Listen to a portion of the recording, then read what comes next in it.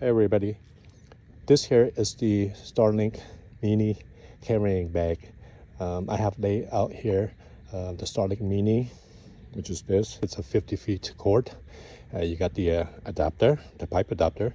You got the strap, and this here is the 10 feet cord that I purchased on the side so that I can use it with whatever. I don't need that long of a cord.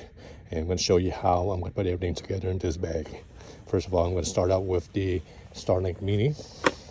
Now, Starlink Mini, I have the kickstand still attached to the Starlink. I don't need to take it apart, but you always take it apart and put it in the sleeve if you need to. But I leave it in there, in the sleeve.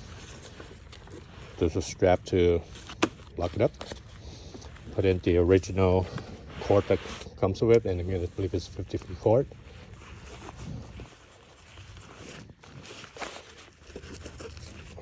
Strap it. Got the adapter.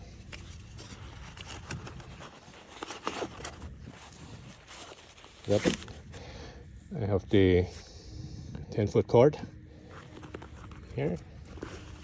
Lock it up. And in addition to this spot, I mean, there's more room. Normally, I don't have my power bank with me, but I can always put the power bank in here, and enough to carry everything I need. And all you need to do is just zip it up.